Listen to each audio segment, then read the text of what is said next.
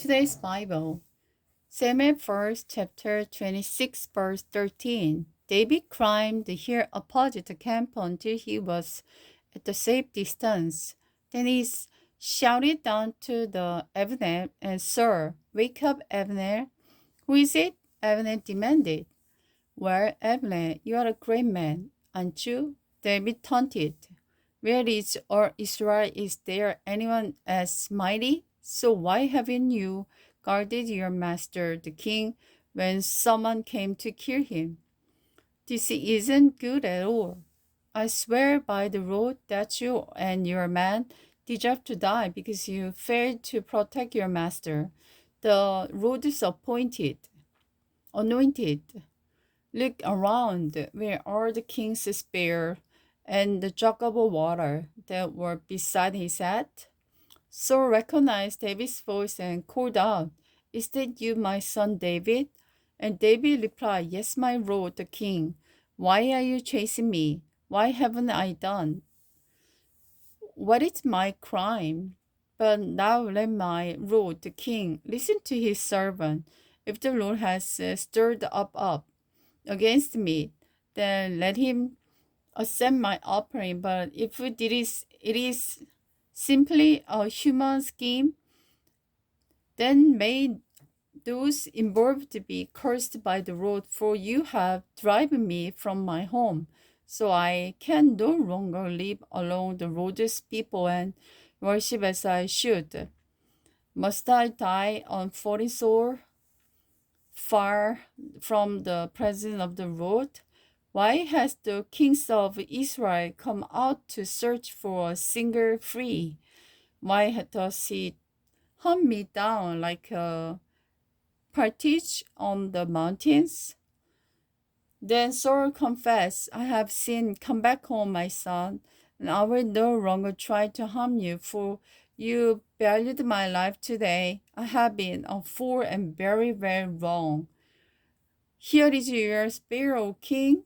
David replied, Let one of your young men come over and let it. The Lord gives his own reward for doing good and for being loyal and refund to kill you, even when the Lord places you in your power. But you are the Lord's anointed one. Now may the Lord value my life, even as I have valued your today's. May he rescue me from all my troubles. And Saul said to David, Blessing on you, my son David. You will do heroic deeds and be a great conqueror. Then David went away and Saul returned home. David's among the Philistines. But David kept thinking to himself, Someday Saul is going to get me. The best thing for me to do is escape to the Philistines. The Saul will stop hunting for me, and I'll finally be safe.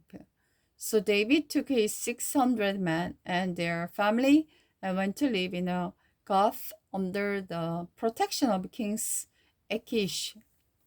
David brought his two wives along with him, Ahinoam of the Jesse and Abigail of Carmel, Nadab's widow. Was soon reached so that David had freed to Gath, so he stopped hunting for him. One day David said to Achish, If it is all right with you, we would rather live in one of the country towns instead of here in the royal city. So Achish gave him the town of the Zikar, which still belonged to the Lord, kings of the Judah to the day. And they lived there among the Philistines for a year and 4 months. David and his men spent their time fighting the Gehorite and Jizite and the Amalekites, people who have lived near the shore among the road Egypt since ancient times. David didn't leave one person alive in the village he attacked.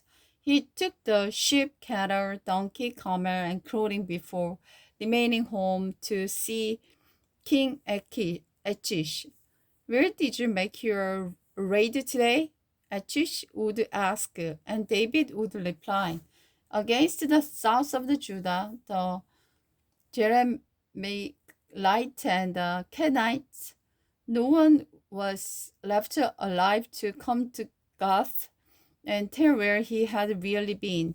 This happened again and again while he was living along the Palestine. Achish believed David and thought to himself, "By now the people of Israel must hate him bitterly. Now he will have to stay here and serve me forever."